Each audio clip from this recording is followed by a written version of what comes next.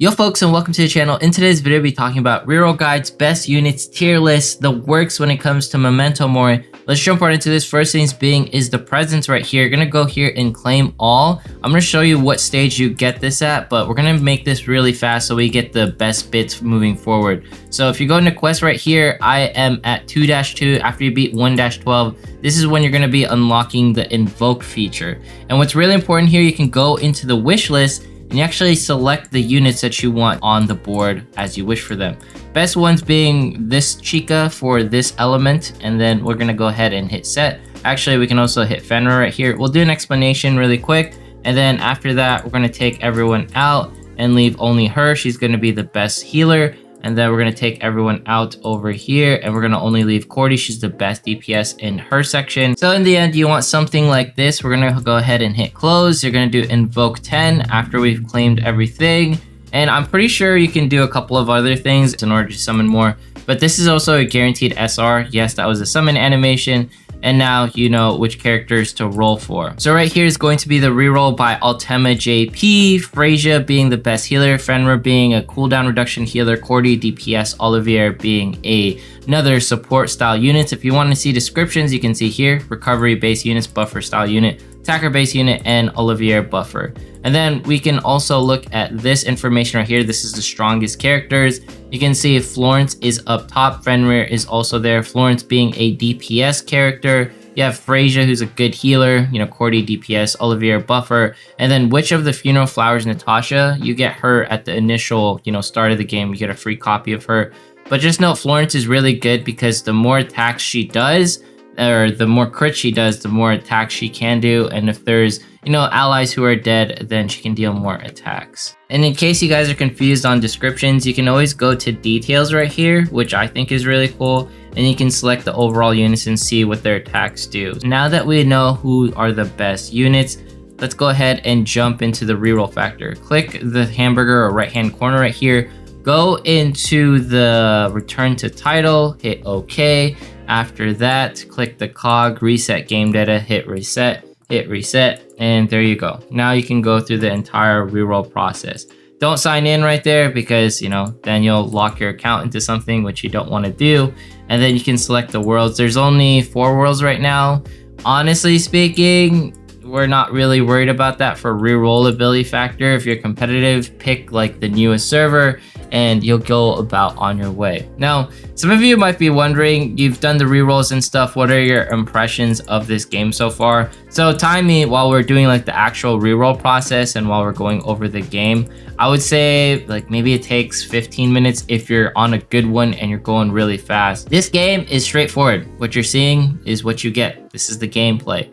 The voice acting for this is preem. I love it. I think this is some good stuff. Unfortunately, the music is actually pretty ambient. It's nice. It has a really good vibe to it. It does have that dark, gritty fantasy story to it. Like pretty depressing if you actually listen to what the voice actors say. Like within the first chapter, when you're fighting like the Natasha or the free character SR you get. By the way, SR ratings don't really matter. Any character can be upgraded to SR. Treat the tier list and best units guide as more of, oh, these are your healers, these are your buffers, these are the normal like gameplay units that we're used to. But it's not like you have to follow anything because any unit in this game is the same rarity and they all have the same stats. There's like a combination feature where you can raise rarity. So yeah, it's an interesting thing because you saw how the rate said 4.5%. The reason why it's 4.5% or 4.6% is because you're going to need a lot of dupes in order to upgrade characters. It is an AFK idle VIP system dupe intensive game. So if you're looking for something that's not like that, then this is the wrong AFK idle style game. But hey, this is a new game, so you can play it, and I think it's all right for what it has to offer. I just don't think it's going to be something that everyone can get behind because there's so many random features in this. It should have had non-AFK idle stuff to it just because the voice acting is actually pretty decent. The soundtrack is decent. I said that already, but I saw this on Reddit where they said it was a crime of a gacha game to put something out of this quality and make it essentially Kankole or an auto idle MMO RPG, whatever you want to call this, because this is a lot better than it should be. The UI is pristine. It is so straightforward. Everything is snappy. There's no loading screens or barely any loading screens. I want to love this game. I really do. But everything about this game with the VIP systems, look, you can set the way towns look and stuff, which I think is kind of cute in its own like quirky way. There's so many things in this game where it's just so easy to recommend, but at the same time, there's no way that I could recommend this game to anyone if I like them because of the VIP system and all the things that you have to go through it. By the way, we're leveling everyone up. That way we can get through this as fast as possible. You don't have to claim that hit challenge, but at the end of the day, what does this come down to? This game is held down by the phone sort of stereotypical game genre where you have to have VIP, you have to have some sort of monetization so that it can live and breathe in the market, but at the same time, the waifus are cute enough so that you can actually play it.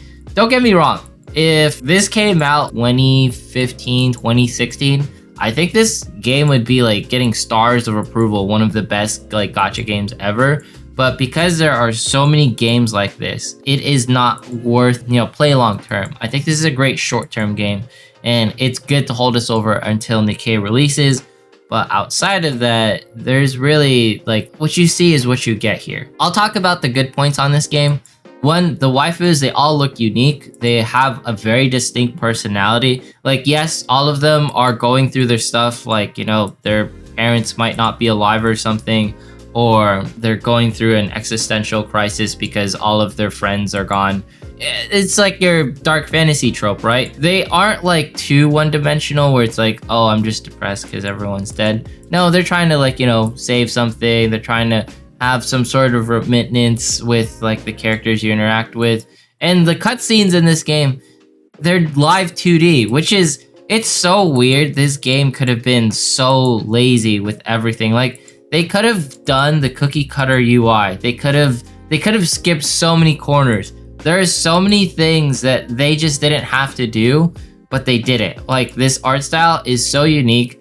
The fact that it seems like whoever made this game actually tried, because getting a UI like this clean and crisp and this fast to load, even on an emulator, by the way, a lot of like my emulators haven't been working lately, and this is like one of the few that's been doing really well, BlueStacks, link in the description. It's not sponsored, but it supports the channel if you click it and all that stuff. But this game breathes potential. It has everything about it where it could just be a rising star, a success. If it wasn't for the monetization, if it wasn't for the blatant fact that there is practically zero gameplay, the only thing that you get a kick out of this is its random red dot simulator, and you get dopamine boosts once you get like a particular stage. Yes, you definitely play it for those factors, but outside of that, yeah, not much else to it. It's so easy to reroll. Did I mention that? It's super easy to get the best units in the game. The rates are ridiculously high.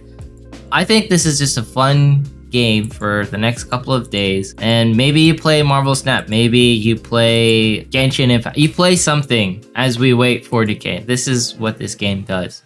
Difficulty, I would say 0, because once you get to a certain part of the stage, you might be able to carfuncle a couple of units where you get their certain stat bonuses up. Like someone like Florence is really good because she can do like practically unlimited attacks depending on the pacing and stuff.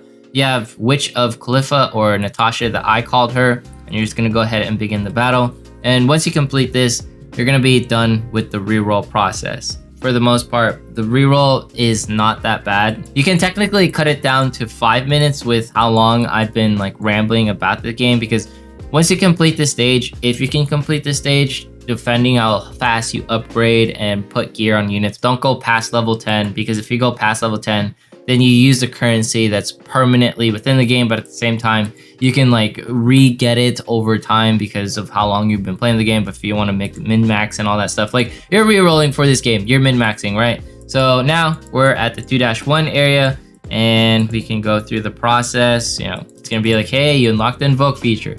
By the way, you can't select like the wish on this section, so you get whatever random one. And you can actually get more than one SR on the summon. So if you want to be like really gung-ho about it, technically speaking, you could get a bunch of dupes. You could get like 5 SRs. I've gotten 2 SRs on one summon. I think it's really notable if you can get like maybe 3. And then right here, we're brought to the home menu. It's gonna be like, hey, you got like a new unit and stuff. You can get like your missions right here. Very standard, tried and true gacha games. Go back in the boss battle right here. It's me telling us to use a new unit. And the SR units in this game, they're broken, bro. Like, why are they this strong? I have no idea. Everyone's level 10. This one's like level 1, 18,000 HP, more HP than everyone else. And their damage is bonkers, but it is what it is. So rarity like trumps levels in some ways in this game. But I'm sure you could use low rarity just to get by at the first couple of stages, because that's how usually like these AFK idle games go.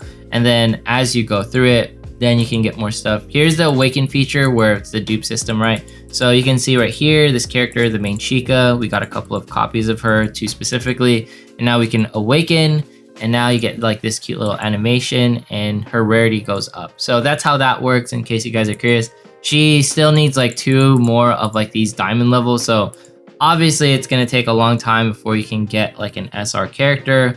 But right here, back to home, just so we can go through it one more time. You're gonna claim all this stuff, hit cancel. You go into presents right here, you're gonna hit claim all. You're gonna get the Khalifa, the girl with like the Q in her name, right? And I like the summon animation where it's like, oh, this is a brand new character. It looks really nice. And then we're gonna go right here, we're gonna set the wish list. We're gonna make it so that, and then this is gonna be Olivier. We're gonna hit close. And we're gonna check the wish list one more time. Everything's set. We're gonna invoke, and there you go. I might have cut like some stuff out, but for the most part, the reroll is like under 10 minutes in case you wanted to time it like and be super efficient with it. So you're the Lord, you look kind of unreliable, blah, blah, blah. I guess this is like the more holistic summon animation for a newer character. And look, they look great. Mori right there, she looks awesome. And it's nice how that technically everyone keeps their levels. And then there is a reset factor, but it costs like gems and stuff. So I don't really recommend it and all that, but yeah, it's a fun game for what it's worth. Freyja, you should be rolling for healing purposes. Fenrir for cooldown, just a little bit of a heal.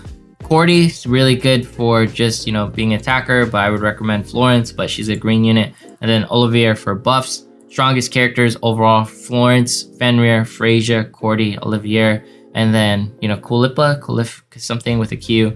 And then here are your overall tier list. I'll leave links down in the description. But anyways, if you made it this far in today's video, consider subscribing, dropping a like, leaving a comment. Follow me on Twitch, follow me on Twitter, follow me on Instagram. If you want to see my face and the workout stuff that I do, use code BORK at your checkout for gamer subs for, you know, 10% off. That's really cool. Get waifu cups and all that stuff. Memento Mori, summary wise, I think it is a good game hampered down by monetization and all the things like that. Right here, and then here it is, the VIP system. I really didn't want to show this, but it goes to VIP 15, which I think is like the standard number, but God knows how much money that is. And yeah, I don't recommend it for that case, but if you're just doing it free to play for fun, definitely do it. Have a fantastic day. Thanks so much for checking out today's video. See you in the next one.